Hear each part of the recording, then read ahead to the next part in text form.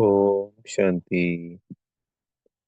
आज 23 नवंबर 2024 के महावाक्यों के मनन चिंतन में प्यारे मीठे बाप दादाजी ने कहा कि बच्चे देही अभिमानी बनकर सर्विस करो तो हर कदम में सफलता मिलेगी।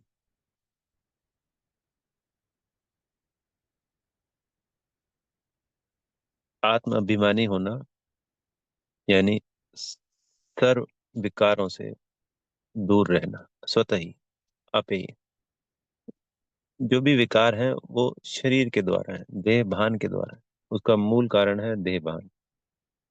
बाबा हमें देही अभिमानी का जो पाठ रोज पढ़ाते हैं, वो अगर जागृत हो जाए, वो अभ्यास से जागृत हो सकता है, तो फिर स्वतः ही सारे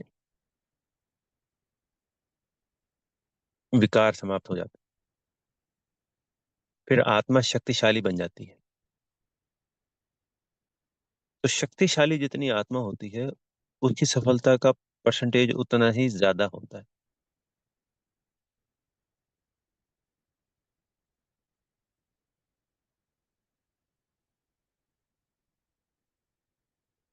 बाबा जो हमें रोज रोज ये देही अभिमानी बनने का जो पाठ पढ़ा रहे हैं, अगर हम अपने आत्मा के अभ्यास में रोज बढ़ाते बढ़ाते सफलता को प्राप्त कर लें, तो जो ज्ञान हमें मुरलियों से अभी तक नहीं भी मिला है, वो भी इमर्ज हो जाता है आत्मा के अंदर। जो हमारी अनादि, जब हम कभी भी हमारा घर कौन सा है? परम धाम। तो परम धाम में जो हमारे गुण शक्तियां रहे होंगे, वो सब इमर्ज हो जाएंगे। जब हम परम धाम से सतयुग की शुरुआत में आदि सनातन देवी देवता धर्म में आए होंगे, उस वक्त जो हमारी आदि अनादि शक्तियां होंगी, तो इस आत्मा के पाठ से वो बहुत तीव्रता से जागृत हो जाएंगी। फिर आत्मा के पाठ से बाबा के पास रहना आसान हो जाएगा परम धाम में। तो हमारे 63 जन्मों के विकर्म भी विनाश हो जाएंगे, सारे के सारे। और जो विकार हैं अलग अलग, कोई कमी कमजोरियां हैं, कुछ भी है जो आज हमें इन आंखों से दिखाई देता है, स्थूल आंखों से, वो सारे के सारे समाप्त हो जाएंगे।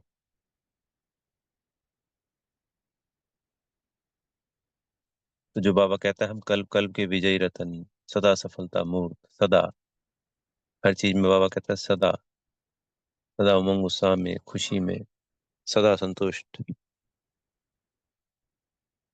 वो सब कुछ उस एक पाठ में समाया हुआ है।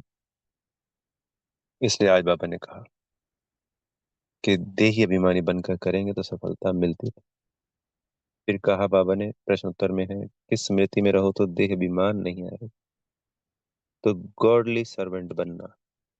मालिक को देह अभिमान आता है, सर्वेंट को नहीं आता है।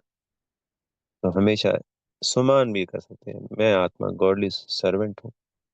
कोई भी सेवा करने से पहले और सेवा करने के बाद अपने आप को याद दिलाएं, मैं गॉडली सर्वेंट हूँ। ये हमारे नेचर में होना चाहिए। देही अभिमानी स्थिति होने पे तो देह अभिमान आ ही नहीं सकता। पर जब तक वो स्थिति बन रही है, उस यात्रा पर हैं हम, तब तक अपने आप को इस वायुमंडल से बचाए रखने के लिए, क्योंकि उसके प्रभाव में आ जाते हैं कभी कभी देव अभिमान में। तो बाबा ने वैसे तो हमें निमित्त और निर्माण का भी बताया है, मूल मंत्र अव्यक्त मूल्यों के द्वारा। पर यहाँ पे हमें बाबा ने गॉडली सर्वेंट होने की शिक्षा दी। इसमें ये भी कहा बाबा ने, जितना जितना योग योग रहा बाबा के संग, आत्मा समझ परमात्मा को याद करना, तो देह अभिमान तो टूटता ही जाएगा, समाप्त हो जाएगा। फिर बाबा ने कहा आज ही इसी देह अभिमान से ही, कि देह अभिमानियों को ड्रामा अनुसार कौन सा दंड मिल जाता है। तो कोई भी बाबा दंड नहीं दे रहे हैं। ये वो दंड है कि जो साहूकार हैं, तो वो अपने देह अभिमान में है कि हमारे पास इतना पैसा है, हमें तो यही स्वर्ग है, यही दुनिया बढ़िया है। तो उनके लिए यही दंड है कि बाबा आया, उनको मैसेज मिला, उन्होंने उसको इग्नोर कर दिया, और वो अंत में सिर्फ पछतावे में रह गए। तो वो अंत का जो पछतावा है, वही उनके लिए अपने आप में दंड है। भगवान से नहीं मिल पाए, शिक्षा प्राप्त नहीं करी, सत्युग का वर्षा गवा दिया, संगम युग की प्राप्तियां गवा दी, यही अपने आप में सबसे बड़ा दंड है। हम तो पद्म पदम सौभाग्यशाली आत्माएं हैं। भगवान ने हमें चुन लिया, भगवान ने हमें ऐसी सद्बुद्धि दी कि हमने भगवान को पहचान ली। आज की मुरली में भी अंत में क्लियर किया, किसी बच्चे ने शायद शिकायत की होगी, तभी बाबा ने उनको क्लियर किया कि हम तो गरीब हैं बाबा। बाबा ने कहा गरीब हो तो अच्छा हो, अगर साहूकार होते तो यहाँ नहीं होते। तो हमारे अंदर कोई भी कमी कमजोरियां हैं, बाबा हमको क्या कहता है अव्यक्त मुरलियों में? Highest richest in the world. हमारा पूजनीय स्वरूप याद दिलाता है कि ऐसी पूजा किसी की नहीं होती, तुम्हारे जैसे पवित्र कोई नहीं होते। सत्युग में जैसे रईस हैं, ऐसे कोई रईस नहीं होते। आज परमात्मा शिव बाबा की संतान है, इससे बड़ी तो कोई बात ही नहीं है। उस प्योरिटी से जो आज बाबा हमें दे रहे हैं, कैसे मिलती है? बाबा का बनने पे तो मिलती है। ये सारी प्राप्तियां कब होती हैं? बाबा का बनने पे तो होती हैं। 63 जन्म जिसको ढूंढा, जिसको आज संसार की सभी 8, 7.5, 8 अरब आत्माएं ढूंढ रही हैं, पूज रही हैं, याद कर रही हैं अनेक अनेक रूप में, वो हमारा बाबा है, वो हमारा टीचर है। पूरे विश्व में लाखों गुरु बने हुए हैं, जिनके करोड़ों अरबों फॉलोवर्स हैं, पूरे विश्व की बात की जा रही है, सभी धर्मों में होते हैं।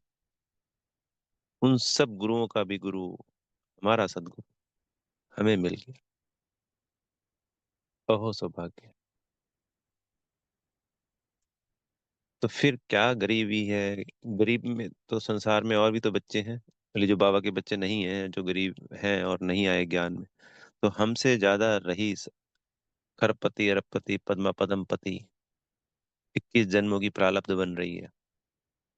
और कर्म की फिलॉसफी के अनुसार अगर धन नहीं है तो 63 जन्मों का हिसाब है, चुप हो जाएगा।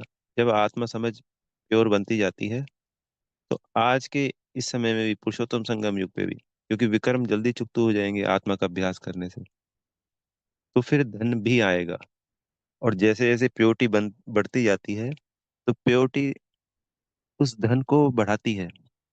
कभी बाबा कमी नहीं होने देगा कि हमें किसी चीज की जरूरत है, बोले बहुत जरूरत है, इंपॉर्टेंट है, तो पैसा ना मिले, ऐसा हो नहीं सकता। जैसे कल की मुरली में कहा था ना कि किसी का भी बाबा की श्रीमत पे चलता है तो अकल्याण हो ही नहीं सकता। किसी का घाटा है तो उसको भी फायदे में बदल देगा बाबा, श्रीमत पे चलने पे। तो बाबा की याद जितने से ज्यादा होती है, पुण्य को खाता बढ़ता है, बाबा की दुआओं को हम प्राप्त करते हैं। एक आत्मा समझ परमात्मा को याद करना, दूसरा बाबा की हर श्रीमत का पालन करना, तो सर्व प्राप्तियां हुई पड़ी हैं। इस पुरुषोत्तम संगम युग पे ही हमको धन की प्राप्ति मिली। बहुत ज्यादा धन नहीं, कहने का मतलब अ, सब कुछ सुचारू रूप से चले, इतना। इस वक्त अरबपति खरबपति थोड़ी बनना है। इस वक्त तो हम जो भी दुनिया के नंबर 1 रईस हैं, उनसे भी ऊंचे हैं, भगवान के बच्चे हैं, इस सृष्टि के रचयिता के बच्चे हैं। फिर बाबा ने आज मुरली में कहा कि जब याद से तुम सतो प्रधान बनेंगे, तभी उस सत्युग की दुनिया में जाएंगे और ब्रह्मा के द्वारा यह ज्ञान लेंगे, ब्रह्मा कुमार ब्रह्मा कुमारी बनेंगे। बहुत मोस्ट इम्पोर्टेंट बात है, हमें फक्र होना चाहिए। हम ईश्वरीय परिवार के बच्चे हैं, हमारा ईश्वरीय कुल है। ईश्वरीय कुल ऊंचा और फिर दैवी कुल तो सत्युग का होता है। इस वक्त विपरीत परिस्थितियों में हमारे पास पॉजिटिविटी है, ये बहुत बड़ी बात है। उस वक्त तो सारे ही पॉजिटिव हैं, सभी देवी देवता, सभी सर्वगुण संपन्न, 16 कला संपूर्ण है। सब कुछ अच्छे से अच्छा है। इस वक्त संसार किस तरफ जा रहा है और हम किस तरफ जा रहे हैं? वो नीचे की तरफ जा रहे हैं, हम ऊपर की तरफ जा रहे हैं। कितनी वंडरफुल बात है। भगवान की दी हुई कितनी अच्छी सद्बुद्धि है, जो हमें भगवान को पहचानने की मदद मिली। हम पहचान पाए, बाबा के बच्चे बन गए। फिर बाबा ने कहा, ये आवाज है ना, विलायत में भी जाएगा। तो आज बहुत सुंदर युक्ति बताई बाबा ने।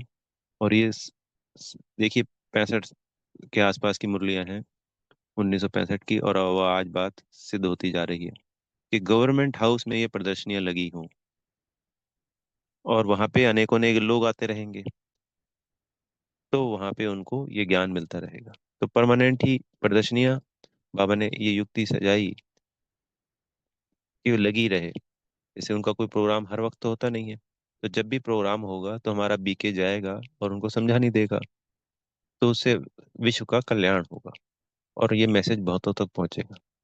बाबा ने कहा कि ये ऐसा आगे होने वाला है, मुरली में कहा है आज के लिए। तो आज देखिए हमारा प्रेसिडेंट कौन है, आज ब्रह्मा कुमारी है। तो कोई बहुत बड़ी बात नहीं है, बहुत लंबा समय नहीं बचा है। वहां प्रदर्शनी लग जाए, फिर सरकार की तरफ से हमको कोई इस तरीके की मिल जाए कि हाँ जी, आप हमारे सभी गवर्नमेंट हाउस में ये प्रदर्शनी लगाओ, एक एक करके धीरे धीरे। बाबा ने कहा ये युक्तियां तभी आएंगी बच्चों में जो योग रखेगा बाबा के संग। जब हम आत्मा समझ बाबा को याद करते हैं और उसमें हमारी बुद्धि सोने का बर्तन बनती जाती है, क्लियर होती जाती है बाबा के संग लाइन, तो जो बाबा के आइडियाज हैं वो हमारे को इमर्ज होने लगेंगे। यानी बाबा जो चाहते हैं वो हमको बिल्कुल क्लियर है। जैसे हम फोन पे एक दूसरे से बात करके समझा रहे हैं ना, ऐसे हमें समझने समझाने आने लग जाएंगे। इसलिए बाबा इस पे फोकस करते हैं, आत्मा समझ परमात्मा को याद।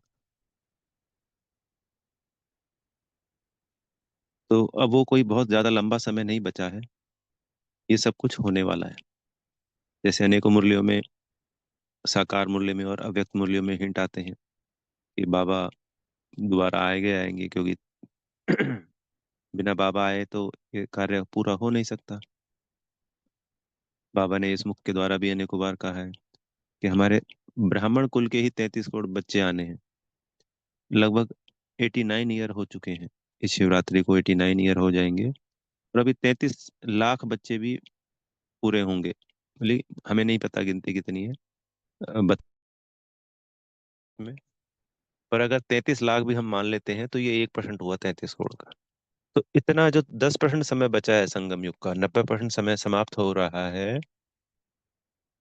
तो उस 10% समय में 99% काम बाकी है। और पूरे विश्व को मैसेज भी जाना है कि बाबा आ गया। और 33 करोड़ को ज्ञान में चलना है, तभी तो वो सत्युग त्रेता में आएंगे ना। 2 करोड़ तो अकेले अकेले सत्युग के हैं, जो आदमी आत्माएं पढ़ाई पढ़ेंगी, और 2 करोड़ सत्युग अंत तक आती हैं। और 9 लाख वो जो एग्जैक्ट सत्युग की शुरुआत में आएंगे, उनका पुरुषार्थ तो ऊंचा है। तो अभी ये जरूरी नहीं है कि वो 33 लाख में वो 9 लाख आ चुके हैं। अभी तो वो 108 भी, वो भी शायद ज्ञान में नहीं चल रहे हो, सारे के सारे हमें नहीं पता। तो ये सब कार्य और भी कई हिंट मिलते हैं जिनसे ये होता है कि बाबा प्रत्यक्ष होगा। तो बाबा का जो तीसरा रूप, जो रोल बाबा तीन कहते हैं, पिता वाला, बाबा ने साकार ब्रह्मा के द्वारा निभाया, फिर गुलजार दादी जी के द्वारा टीचर का रोल निभाया, तो अब सतगुरु जी के रोल में बाबा, ये मुरलियों के द्वारा हमें समझ में आता है कि आना चाहिए और आएंगे, तभी ये सारा कार्य होगा तीव्रता से। तो गवर्नमेंट हाउस में हमारी प्रदर्शनियां लगेंगी, अनेकों आत्माओं को कल्याण होगा। और भी ऐसे अनेकों तरीके हैं। भारत के सारे अनाथालयों में, वृद्धाश्रम में, एक वृद्धाश्रम में मान लो कहीं 100 लोग हैं, कहीं 20 लोग हैं, कहीं 500 लोग हैं। अनाथालयों में कहीं 100 बच्चे हैं, कहीं 1000 बच्चे हैं, कहीं 300 बच्चे। पूरे विश्व भारत में कितने अनाथालय हैं, विधवा आश्रम है, और भी अनेकों अनेकों हैं। कहीं अंधों का आश्रम है, कहीं थोड़े जो बीमार लोग हैं उनका है। तो वहां जाके कितनी सेवाएं हो सकती हैं। बाबा ने कहा अभी तो चीटी मार्ग की सेवा चल रही है, विहंग मार्ग की सेवा होने वाली है। तो ये कैसे होने वाली है? एक डायरेक्शन एक मत से। तो वो एक डायरेक्शन एक मत किसकी होगी? बाबा की होगी, क्योंकि अभी तो कोई एक डायरेक्शन एक मत है नहीं। ये सब स- समझने की बातें हैं, हिंट है ये सब। फिर आज के वरदान में बाबा ने कहा, तूफान को तोहफा समझ सहज क्रॉस करने वाले संपूर्ण और संपन्न भव। तो हम सभी का लक्ष्य है संपूर्ण और संपन्न बनने का, तो छोटी छोटी बातों में घबराना नहीं है। बाबा ने कहा, मूर्ति बन रहे हो, हैमर तो, हथौड़े तो लगेंगे लगेंगे, ये बातें आती रहेंगी, विघ्न, इसमें हमें परेशान नहीं होना। ये बात समझ के चलिए। बाबा ने कहा क्लियर कि जो महारथी है आगे होगा, उसको ज्यादा तूफान आएंगे, उसको ज्यादा तूफान क्रॉस करने पड़ेंगे, जैसे ब्रह्मा बाबा के लिए कहा जाता है। अगर हमारे जीवन में तूफान आ रहे हैं, विघ्न आ रहे हैं, तो हम महारथी हैं। सिर्फ हम ज्ञान में चल रहे हैं, अपना जीवन बड़ा खुशी से उमंग से बाबा की छत्र छाया में वो कर रहे हैं। हम कहते हैं इस बच्चे को तो कभी कोई आता ही नहीं है, तो वो किसी चीज पे ध्यान नहीं दे रहा है, वो फोकस नहीं कर रहा है, वो सिर्फ एक मुरली पढ़ता है बस, या मुरली सुनने जाता है। इसके अलावा बाबा ने जो तीन बातें बताए थे ना, एक महारथी, एक घुड़सवार, एक प्यादा, तो समझ जाएं कि वो क्या है। जिसके भी कोई भी विघ्न नहीं आ रहा है, सब कुछ सिस्टमेटिकली हमेशा ही, जिस दिन से ज्ञान में आया तब से सब कुछ ठीक ठाक चल रहा है, मान लेते हैं, तो फिर समझ जाना चाहिए, जो महारथी होगा उसी के पास ये विघ्न आएंगे। विघ्न हमें शक्तियां देते हैं। अगर हमने विघ्न को सहजता से, बिना रोए धोए, बिना किसी बात के, बाबा की याद में उस पर विजय प्राप्त कर ली, तो बाबा की दुआएं मिलती हैं। अनेकों अनेक गुण और शक्तियां हमें वरदानों में मिलती हैं, उसके हम स्वरूप बन जाते हैं। ये समझ लो, ये जो 84 जन्मों की यात्रा है, ये समझने के लिए तो जो सीढ़ी है, हम ऊपर चढ़ रहे हैं ये वापस। तो हमें पता नहीं हमने उस विघन को पार करके कितनी सीढ़ियां पार कर ली, एक दो तीन चार, हमें भी नहीं पता। हमें वापस पहली सीढ़ी पे जाना है ना जी, अभी हम 84वीं सीढ़ी पे हैं। वरना सीढ़ी कैसे चढ़ेंगे अगर विघ्न नहीं आएंगे तो?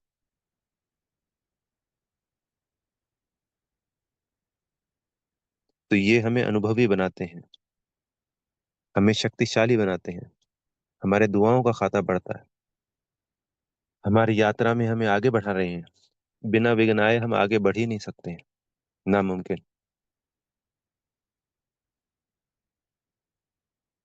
तो इन विघ्नों का बाबा कह रहे हैं वेलकम करो, दिल से वेलकम करो, धन्यवाद करना है हमें, विघ्नों का, बाबा का वेलकम करना है, आगे बढ़ते जाना है।